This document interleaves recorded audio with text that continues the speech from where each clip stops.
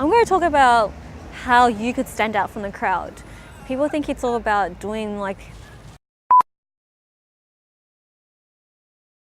the dance moves, which is great for like fluff and candy factor, but at the end of the day people want to know about you as a substance. So how can you do it in a way that seems super authentic to your brand, right? So how do you do it in a way that you don't feel like you're being judged? And the scary thing is you have to forget about how people think about you. It's more about your brand and what you stand for. If you know who you are internally, your moral compass is so strong, people won't hate you for doing what you believe in or what you stand up for. And you know, we can't disregard what, like, okay, here's a good example. Trump is an ultimate person who thinks he has his own utter belief, right? Do you hate him for it? Of course you hate him, because we hate him for like certain belief systems. But he's always, despite the, the amount of hate that's been onto him, he has a strong personal brand because he's able to like maintain his belief system despite everything around him. So that's what I would call a strong personal brand, right? Someone who just utterly and authentically stays and maintains what they believe in and do it because they believe in that. So that's what a strong personal brand is.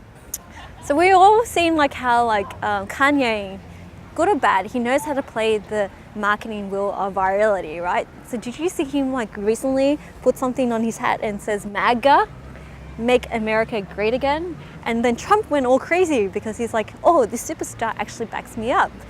So what he did was pretty much leverage Trump, because Trump is like a representation of pop culture.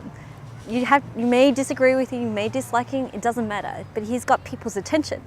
And that's what marketing is, you have people's attention. So that's what I would call fluff or candy factor, right? Where you get entertain people and reel them in because you know that will grab people's attention. And there's nothing wrong with grabbing people's attention as long as you provide substance. Like I just talked about MAGA, Trump, and Kanye, but I'm talking about it as a case study. So what's the whole point of like mentioning Kanye and everything like that? If you use pop culture, like when movie releases are coming out and talking about the latest movies, school holidays, actually not school holidays, calendar holidays, like Christmas, Valentine's Days, those like things you could talk about when you create content on a yearly basis, because then you know these are things that people are leading up to, so you can create content around that.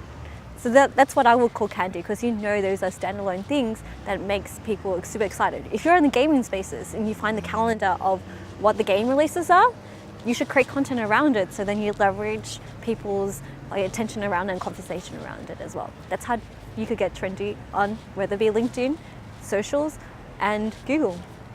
Hey, it's String. Don't forget to subscribe if you like the future, marketing, and startups.